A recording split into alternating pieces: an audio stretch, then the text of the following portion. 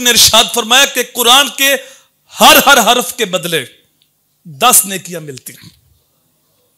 10 گناہ معاف ہوتے ہیں، 10 درجات بلند ہوتے ہیں۔ اور میرے حضور نے جب فرمایا نا کہ ہر حرف کے بدلے 10 نیکیاں ملتی ہیں، اور ساتھ فرمایا میں نہیں کہتا الف لام میم یہ ایک حرف ہے، میں یہ نہیں کہتا، بلکہ میں کہتا ہوں الف الگ حرف ہے، لام الگ حرف ہے، میم الگ حرف ہے۔ اگر کوئی اتنا پڑھتا ہے الف لام میم تو اس کو 30 نیکیاں ملتی۔ اور پھر میرے حضور نے ارشاد فرمایا کہ جو قرآن پڑھتا ہے لیکن وہ روانی کے ساتھ نہیں پڑھ سکتا، اٹک اٹک کے پڑھتا ہے، قرآن پڑھنا اس کے لیے شاق ہے، تو میرے حضور نے فرمایا اللہ اس کو دگنا ثواب عطا فرمائے گا۔ جس کو قرآن پڑھتے ہوئے مشکل ہوتی ہے اللہ اس کو دگنا ثواب عطا فرماتا ہے۔ اللہ اکبر۔ حضرت ابو ہریرہ راوی ہیں، رسول کریم صلی اللہ علیہ وآلہ وسلم نے ارشاد فرمایا جب فرشتوں نے یہ کلام سنا تو وہ آپس میں بات کرنے لگے، مبارک ہو اس امت کے لیے جس پر یہ کلام نازل ہوگی، اور مبارک ہو وہ دل اور وہ سینے جو اس کلام کو محفوظ رکھیں گے، اور مبارک ہو وہ زبانیں جو اس قرآن کی تلاوت کریں گے۔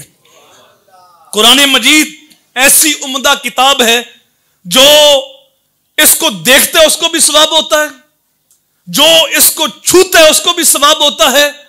اور جو اس کو پڑھتا ہے اس کو بھی ثواب ہوتا ہے، اور جو اس کو یاد کرتا ہے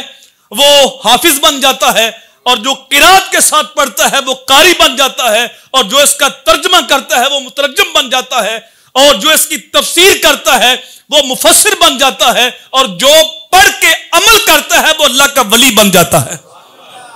اللہ اکبر۔ حضرت عبداللہ بن عمر رسول کریم سے روایت کرتے ہیں، رسول کریم صلی اللہ علیہ وآلہ وسلم نے ارشاد فرمایا جس طرح لوہے کو زنگ لگ جاتا ہے اس طرح دلوں کو بھی زنگ لگ جاتا ہے۔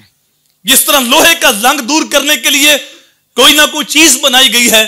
اس طرح جب دل کو زنگ لگ جائے تو دلوں کا زنگ 2 چیزوں سے دور ہوتا ہے۔ ایک فرمایا موت کو کثرت سے یاد کرنے سے دل کا زنگ اترتا ہے، اور دوسرا قرآن کی تلاوت کرنے سے دل کا زنگ اترتا ہے۔ علامہ اقبال ایک موقع پہ کہتے ہیں کہ قرآن کا ترجمہ نہ بھی آتا ہو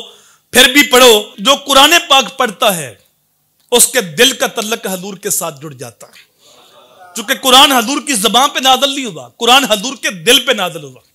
تو جو محبت سے قرآن پڑھتا ہے، قرآن پڑھنے کا معمول رکھتا ہے، اس کے دل کا تعلق حضور کے ساتھ جڑ جاتا ہے۔